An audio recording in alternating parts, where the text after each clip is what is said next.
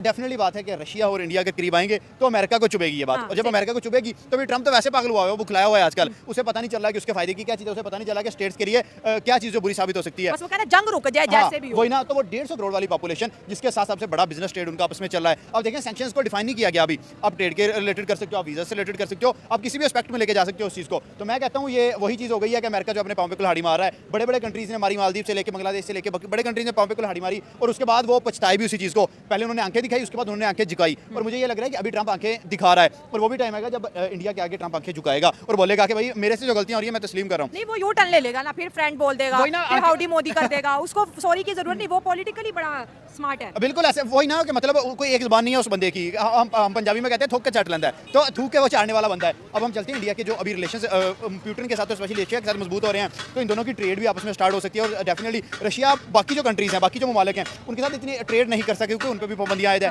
India एक independent country है, India के पास पॉपुलेशन भी है, रिसोर्सेज भी हैं, वो माल मंगवा भी सकते हैं और बाहर भेज भी सकते हैं। इंपोर्ट एक्सपोर्ट दोनों उनकी चल रही है। अच्छा, पहली बात तो ये है कि इंटरनेशनल रिलेशंस के अंदर कोई भी परमानेंट एनिमी या परमानेंट फ्रेंड नहीं होता। बेसिकली इस टाइम इंडिया अपना इंटरेस्ट देख रहा है, यूनाइटेड स्टेट्स अपना इंटरेस्ट देख रहा है, रशिया अपने इंटरेस्ट को देख रहा है। तो ये जो टैरिफ वाली बात है, मतलब ट्रंप ने पहले 25% अनाउंस किए, फिर उसने 25 से बढ़ा के 50% इंडिया पे कर दिए और इंटरेस्टिंगली उसने पाकिस्तान में टैरिफ कम कर दिए।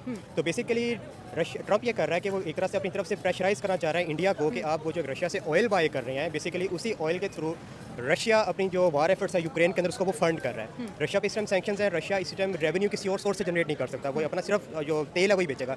अब वो तेल बेच रहा है चाइना को, तेल बेच रहा है वो इंडिया को। अब ट्रंप चाइना को उस तरह प्रेशराइज नहीं कर सकता। ट्रंप ने पहले चाइना पे सैंक्शंस लगाई थी, चाइना ने रिटर्न में ट्रंप पे सैंक्शंस लगा दी, अमेरिका पे सैंक्शंस लगा दी। तो बेसिकली इसका आइडिया ये है कि हम इस तरह सैंक्शंस लगा के टैरिफ इंक्रीज करके इंडिया को प्रेशराइज करेंगे कि आप ये जो ऑयल बाय जो करते हो रशिया के साथ जो रेवेन्यू जनरेट कर, आप इससे पीछे हट जाएं। तो जैसे ही रशिया के पास वो जो एक रेवेन्यू जनरेशन के ऑप्शन कम होंगे तो ऑटोमेटिक उन पर प्रेशर बढ़ेगा और वो जो एक एजेंडा है या जो एक पॉइंट है जिसपे ट्रंप लाना चाहता है प्यूटिन को, इंडिया के हमारे कान खड़े हो गए हैं, ये टैरिफ नहीं है, सैंक्शंस हैं। सैंक्शंस हैं। अब यहाँ पे बेसिकली माइंडसेट आ जाता है इंडिया का कि इंडिया अपने आप को एक more like super power type चीज़ समझता है। वो समझता है कि हमें उस लेवल पे डील किया जाए जिस लेवल पे अमेरिका, रशिया और चाइना खड़े हैं। इसराइल बड़ा है, इसराइल को ये सारा ठीक है। तो अब मसला ये है कि असल में इंडियन उस लेवल पे नहीं है जिस लेवल पे अपने आप को वो समझते हैं। और यही वजह है कि इंटरनेशनल अरीना के ऊपर आप देखें कि जब ट्रंप ने जो सैंक्शंस लगाई हैं तो उसका हम बैकलैश बहुत ज़्यादा देखते हैं कि हम इंडियन पॉलिटिक्स के अंदर आया है और एक अब ये कह लें कि ग्लोबल आइसोलेशन की तरफ हम इंडिया थोड़ा बहुत जाता हुआ नजर आ रहा है।